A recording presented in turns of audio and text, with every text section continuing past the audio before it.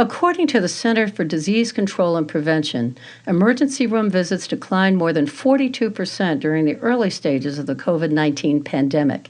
However, timing is particularly critical for many healthcare issues, such as heart attacks, stroke, abdominal pain, and trauma.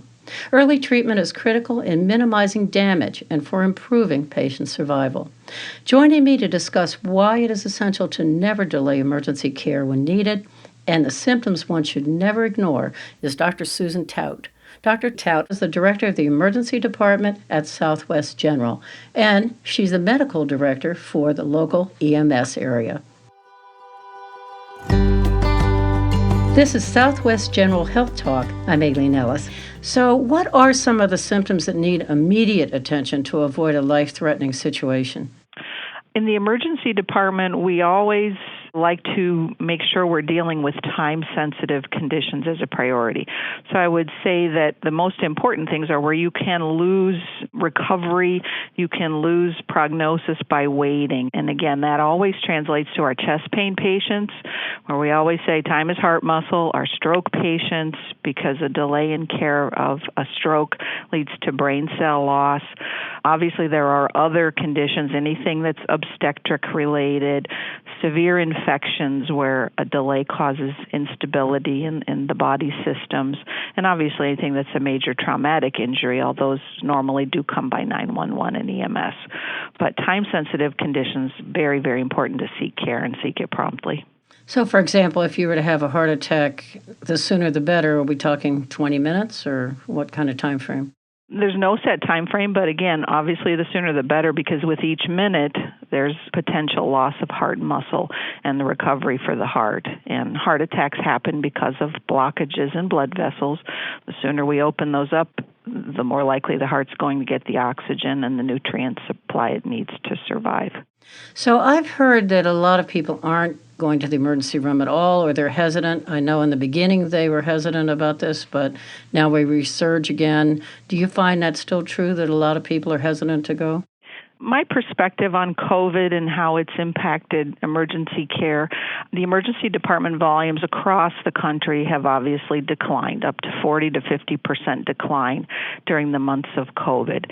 And some of that's understandable, and I think some of that's to the credit of the public who has recognized how important our healthcare focus is on coronavirus and how important the preservation of our resources and PPE has been.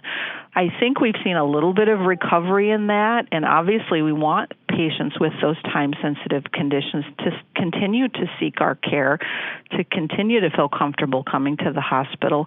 I think there still is a little bit of fear, but I will tell you we've gone to extensive effort to make sure that the patients that do come in are isolated, kept safe, they're not being exposed unnecessarily to coronavirus. We still need to care for emergency conditions, and we've got a little bit of a recovery on that, but it's going to take a little longer. So tell me about some of the procedures and the protocols you put in place to keep people safe in the ER. I think extensive time's been spent developing better intake processes, better screening processes at almost all healthcare facilities. You're screened at the door now. Questions are asked, temperatures are taken to determine, again, are you coming in with something that's potentially COVID, or are you coming in from something that's unrelated? In our particular emergency department, we split the population. Those coming in with infectious or respiratory symptoms go one direction. Patients coming in without those symptoms go another direction. All of our staff is masked. There's extensive cleaning and sanitizing protocols. All patients coming in are masked because, as you know, the symptoms aren't often clear-cut for coronavirus.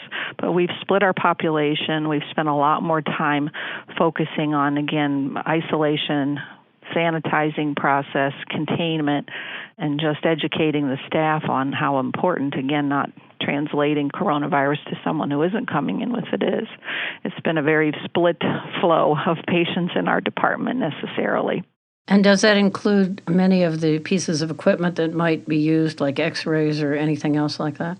Oh, absolutely. And again, our radiology department can speak to that more specifically, but more cleaning is involved, more downtime between patients if we do have someone who's suspect, using only areas of the hospital for COVID-type patients versus everyone. Again, each department is responsible for their own set of different measures, and that involves our environmental health people, too, the way they clean a room, how much downtime there is in the room after cleaning it. It's been a lot of effort involved in trying to stay ahead of the virus. So, what about calling 911? I always have this image of all the ambulances picking up anybody who calls, and it could be a COVID patient or it could be a heart attack patient. Yes, you're absolutely right. And interestingly, we have a very collaborative effort here in Northeast Ohio. All of our systems are involved in the development of our EMS protocols. So no matter where you call from Northeast Ohio, it's the same approach to a patient. We spent the first, probably 4 months of this year actually developing COVID-specific EMS protocols, where in the early stages, patients with minor non-emergent things were actually signed off. Patients who didn't have coronavirus symptoms were often given options if they were stable enough, and those that did have coronavirus potential. Lots of, again, personal protective equipment by our paramedics, a lot of training in helping them to recognize signs, symptoms, and management of those patients. A lot of sterilization of the ambulances, again, in between transports. Our hospital actually purchased a very specific device, which is an ultraviolet light sterilization instrument. So after every ambulance run with a patient delivered here, they utilize that device to sterilize the interior of the ambulance before they go out on the next run. They have, again, very specific processes, again, to avoid cross-contamination of patients. So, given all that information, when should I call 911? If it's a time-sensitive condition, absolutely call 911. We're blessed in this area with highly trained paramedics. They know how to intervene on strokes, on chest pains, on anybody with a neurologic change, on severe infections with blood pressure or cardiovascular instabilities. Again, if there's any potential for decline in a status quickly or a time-sensitive condition, 911 should absolutely be utilized. And finally, when I think through this process, I know when you really need it, maybe you don't think this far, but I'm sure my relatives would. Say I'm having a heart attack and I really know I've got to go to the hospital. Once I leave the emergency room, how do you protect me in the rest of the hospital? There is just as extensive process on the rest of the hospital. There are cath lab procedures. There are bed procedures on all of the floors. Our medical attending staff has been very extensively trained on how to maintain personal protective equipment. Lots of training on the in-house side once the ER's departed has been as elaborate, if not more so, than what we do in the emergency department. Do you do COVID testing on that section as well as the rest of the hospital? Yes, the COVID testing remains a challenge, I think, across the country, but we test in the emergency department. We have a rapid test that can be utilized for anybody that's needing immediate placement or an immediate procedure, where we want to know, again, to what extent do we need safety precautions. We have send-out tests that are back within 12 to 24 hours on the additional population. There are multiple algorithms on how you test, who you test, when you test. But yes, we can do testing anywhere in the whole hospital as well as through our office practices now. Is there anything else you'd like to add?